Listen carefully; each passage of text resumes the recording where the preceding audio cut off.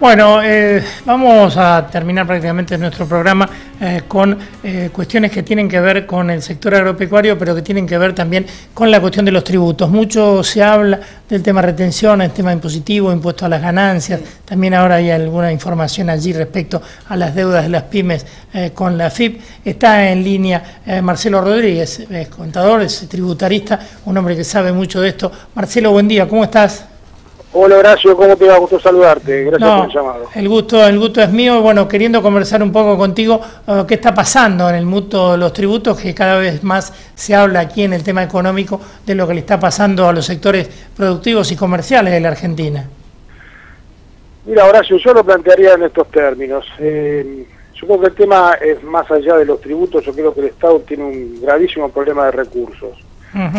O sea que los recursos del Estado son infinitos, es decir, vos podés cobrar impuestos, podés tomar deuda en el exterior, podés emitir moneda, podés vender bienes, podés explotar los bienes del Estado. Bueno, en los últimos años Argentina ha incrementado notablemente la presión fiscal en todos los niveles, a nivel nacional, provinciales y municipales. Este gobierno intentó una baja de impuestos para promover la inversión, pero bueno, la tabla de salvación era el endeudamiento externo. Sabido es que a principios del año pasado se complicó el frente externo, cambió el escenario, Argentina no pudo, no dispuso de alternativas de financiamiento, lo que hizo una mutación y volvemos nuevamente a las andadas sobre la presión fiscal. La presión fiscal que hoy día vuelve a ser insostenible, no tan solo sobre las empresas, sino también sobre las personas humanas. Y tenemos el gran estigma, que es el gran mal de nuestra economía, que es la inflación. Es decir, la inflación nos carcome los ingresos, la inflación nos carcome nuestros recursos y, en alguna medida, el Estado se ve de alguna forma favorecido porque te cobra el impuesto inflacionario. Es decir, cuando nosotros escuchamos que hay un incremento en la recaudación del IVA o el incremento en la recaudación de ingresos brutos, no es por ahí porque las empresas les ha ido mejor, sino porque han incrementado los precios, ¿entendés?, de la economía. Entonces, estamos en una situación muy compleja donde, bueno, uno escucha voces de políticos, ahora que estamos previa a la elección, de que hay que bajar impuestos, que hay que promover. Pero bueno, si vos bajas impuestos, el Estado se queda sin recursos y no puede gastar o digamos, cumplir con sus fines. Entonces, la situación es bastante difícil y compleja. Y lo que vos decías, que es tal vez la novedad de la semana, que, digamos, sobre llovido mojado, ha salido una norma de la Secretaría de Hacienda, que es de la cual depende la AFIP, bajo la cual se incrementa la tasa de interés a los contribuyentes. Es decir, cuando vos por alguna razón dejás de pagar un impuesto, eso genera un interés por mora. Vos fijate que la tasa de interés por mora hasta ahora es del 36% anual. Entonces, ¿qué pasaba? Muchas empresas, en vez de pagar los impuestos, financiaban con el fisco esa tasa, atento a que las tasas de interés del mercado son muy atractivas. Entonces vos colocabas, ponerle al 50, 55% y te financiabas con el fisco. Hoy que perdía el fisco. Entonces, ¿qué hizo el fisco? A través del Ministerio de Hacienda. Incrementa la tasa. Entonces, la tasa del 3% mensual la lleva al 4,5% mensual. Es decir, que te incrementa en un porcentaje muy significativo. ¿Esto que va a generar? Que más allá de que quien hacía esa bicicleta de financiarse con el fisco deja de tener este beneficio, tenemos los que no pueden pagar impuestos porque están en dificultades financieras, y por eso digo sobre llovido mojado, porque no pueden pagar impuestos porque estamos en recesión, porque no venden, porque no cobran, y aparte se los castiga con la dureza de una tasa que evidentemente va a terminar siendo impagable. En eso estamos, esta es la situación que tenemos hoy. ¿Cómo está el tema del monotributista hoy? Porque obviamente también viene sintiendo un poco los remesones de la economía, ¿no? Bueno, el monotributo es un régimen, un impuesto que ha sido creado en Argentina hace 20 años, pensado para muy pequeños contribuyentes, digamos los marginales de la economía que no tienen capacidad de pago de impuestos, tiene un componente previsional y la forma más concreta de introducirlos en la economía. Esto con el tiempo se ha ido distorsionando en virtud de que se han incrementado los parámetros para que muchos contribuyentes puedan estar en el régimen, pero paralelamente también tenemos el caso de que la cuota que tiene que pagar también se fue incrementando. Sucede que quienes están hoy en el monotributo, bueno, padecen las inclemencias también de la economía, es decir, un individuo que no tiene demasiada espalda para sobrellevar una actividad de microemprendimiento, evidentemente hoy día no puede sobrellevar la actividad que le permita andar en recursos para poder subsistir. Ahora, hay un tema novedoso también que vale la pena comentar a la audiencia, que es el siguiente. Vos sabés que a partir del año 2018, en el impuesto a las ganancias, entró en vigencia lo que se denominó la renta financiera, es decir, a fin del 2017 se sancionó una ley en virtud de la cual los plazos fijos, los fondos de inversión, los títulos públicos pasan a estar grabados para las personas humanas. Antes estaba siempre exento de esto. Ahora, ¿qué sucede? Se da la paradoja de que tal vez este monotributista que tiene algún ahorro y que no estaba inscrito en el impuesto a las ganancias, porque el monotributo la lógica es que reemplace el impuesto a las ganancias, se reemplace el IVA, pues imagínate que el sujeto que tenía un plazo fijo o un bono, más allá de tener una actividad de cuota propista, si esa renta que le genera superase un parámetro de 66.000 pesos en el año, va a tener que pagar impuesto a las ganancias, lo que va a complejizarle la vida, porque a partir de este año, esto vence en el mes de junio, va a tener que presentar la declaración jurada de ganancias y tributar el impuesto sobre estas rentas, más allá de obviamente mantener su posicionamiento como monotributista. Ahora, obviamente va a estar obligado a contratar un contador, va a estar obligado a declarar todos sus bienes, y ahí hay que alertar a los contribuyentes porque es probable que el statu quo de este contribuyente bajo el paraguas de este régimen, que es bastante beneficioso, esté ocultando ciertas situaciones que el fisco desconoce. Bueno, esto lo obligará a exteriorizar bienes, a exteriorizar consumos y demás. Dicho sea de paso, sí. No, la pregunta me venía porque ahí estuve viendo por el tema de aquellos inmuebles que entran en el revalúo, ¿se van a poder indexar por inflación? A ver, es otra cuestión muy interesante que, digamos, no tiene relación con lo que estamos hablando ahora, pero vale la pena considerarlo. Entiendo que se está refiriendo al revalúo impositivo. Sí, señor. Bueno, dentro de las buenas medidas o atendibles medidas de este gobierno, que realmente no han sido pocas, pero claro, después de lo que nos pasó en el 2018 quedaron empantanadas y realmente quedaron medio en el olvido. Decía que una de las medidas que tomó esta administración, a partir de la ley sancionada por el Congreso en diciembre del año 2017, fue la posibilidad de darle a los contribuyentes una suerte de antídoto o una suerte de resarcimiento por la inflación corrida desde los últimos, si vos querés, 15 años, es decir, desde el año 2001 hasta el año 2017, en virtud de que durante ese periodo no se pudo contemplar la inflación en las determinaciones impositivas.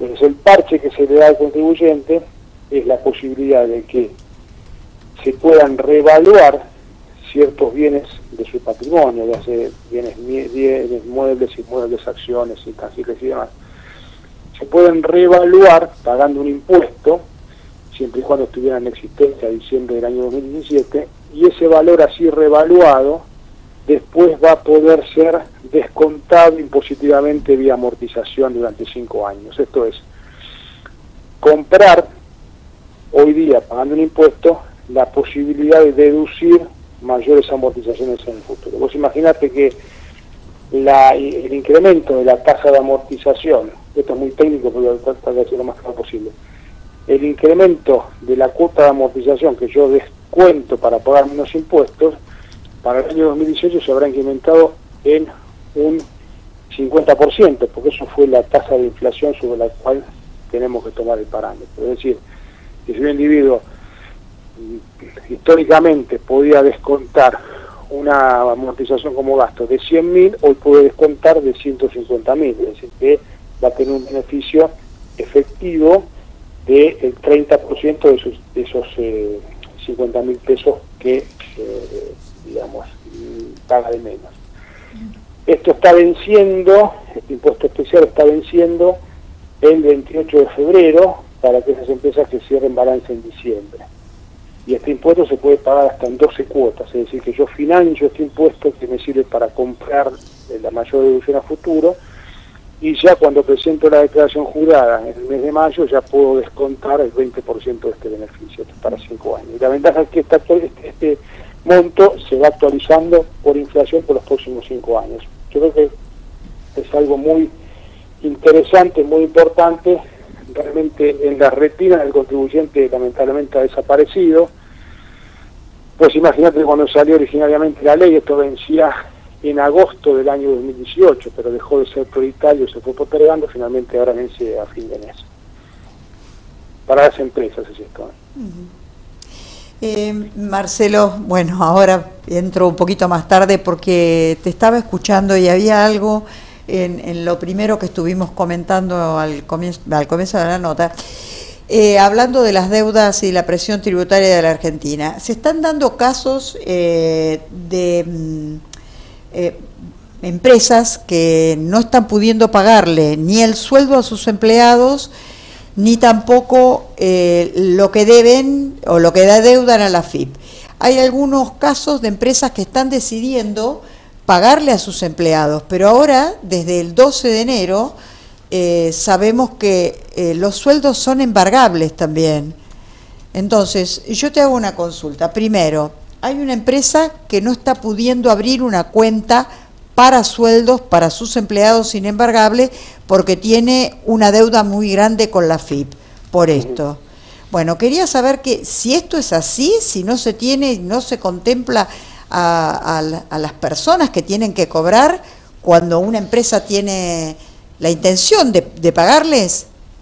El problema radica en lo siguiente: cuando la empresa no puede pagar los impuestos, sí, o no puede pagar sus compromisos con los proveedores, sí, y a duras penas puede pagar los sueldos, entra en una lógica compleja que la empieza a acercar a lo que se denomina la cesación de pagos. Sí. Entonces, si vos no tenés posibilidad de asumir tus compromisos, es probable que tengas algunas dificultades, por ejemplo, que los cheques que has emitido no los puedas cubrir, y eso te crea rechazos, entre otras cuestiones.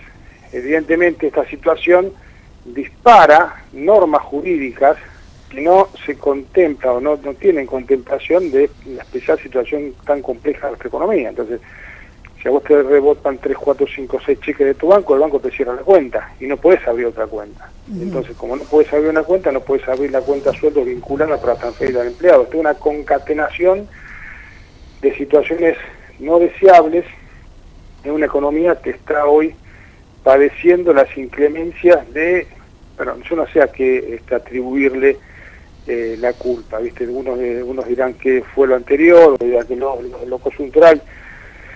Yo lo que te puedo decir es que me dedico a esto hace muchos años y la situación que estamos viviendo hoy es realmente muy compleja, porque las empresas, digamos, más allá de que contraten con empresas grandes, las empresas grandes están cortando la cadena de pago, no están pagando a sus proveedores, lo que genera una situación de coyuntura muy compleja. Y paralelamente con esto, el fisco, el Estado, como decíamos al inicio, es un actor más. Pues imagínate que ha habido administradores fiscales que cuando nosotros desde las entidades profesionales íbamos a reclamar planes de pago y facilidades y demás, nos decían, bueno, esto no es un banco, esto es la AFIP, vayan al banco a pedir planes de pago y vengan a pagar los impuestos. Es decir, como si el Estado fuera un actor ajeno a las inclemencias y a la problemática de las empresas. Esta administración ha dado planes de pago, ha habido un plan de pago bastante beneficioso que estuvo vigente hasta el 31 de enero, de 48 cuotas para deudas vencidas hasta el 30 de septiembre. Pero bueno, ese plan de pago terminó, es decir, finiquitó su accionar y esta administración no ha vuelto a sacar un plan de pago. Entonces las empresas que necesitan planes de pago para financiar sus deudas, pero el Estado que necesita recaudar. Entonces estamos ahí. Bueno, pero a ver, no digo, es eso como un contrasentido. Recién estábamos hablando con una analista y consultora de mercados granarios, y prácticamente el 30% de lo que se vende al exterior de granos se lo lleva el Estado. Entonces no es que es un actor ajeno a lo que pasa a las empresas, se está llevando una parte. Es muy interesante lo que estás diciendo sí. Vos.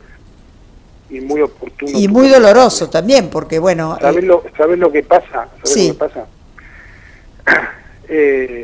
Hay una definición que desde la universidad, yo sigo haciendo hace muchos años, y cuando vos recibís a 100 alumnos en la UBA que vienen a estudiar impuestos, tenés que, más allá de darle la técnica de liquidación, tenés que darle conceptos de finanzas públicas para que el individuo se forme y sepa cómo manejar su vida a futuro. Entonces yo digo, cuando yo le quiero cobrar impuestos a los contribuyentes, ¿qué parámetros utilizo? ¿A quién le cobro? Evidentemente le tengo que cobrar a quien más capacidad de pago tiene, sí. Porque es un paradigma de la tributación.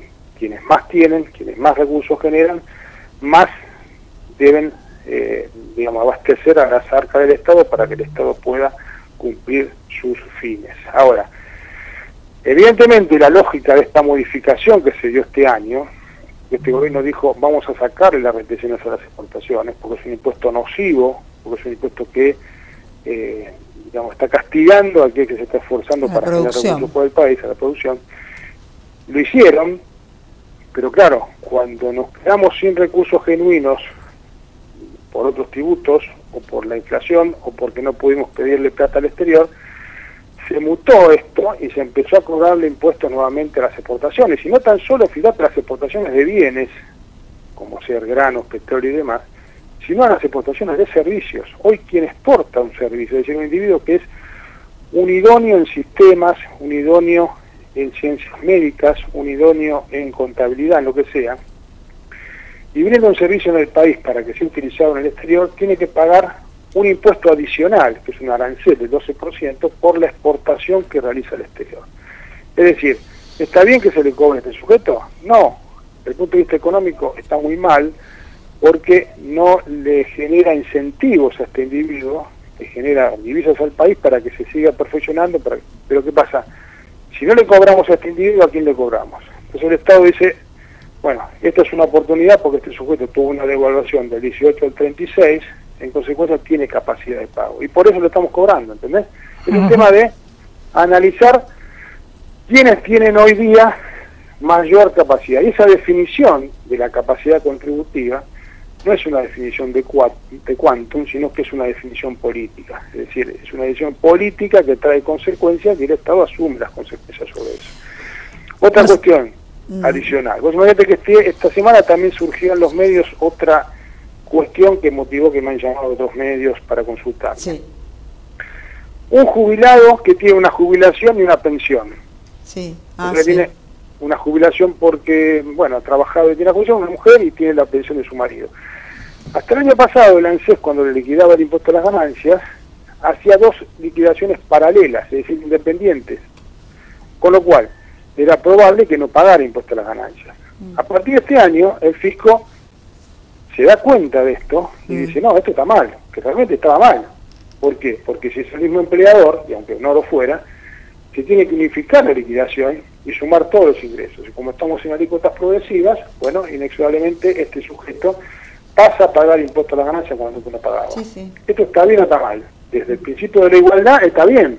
¿Por qué? Porque no va a pagar cuando se corresponde. Ahora, que a veces esté jubilado, que además tiene una pensión, también no tenga capacidad de pago de impuestos, porque lo que cobra, más allá de que sean dos saberes, no le alcanza para subsistir, ¿me entendés?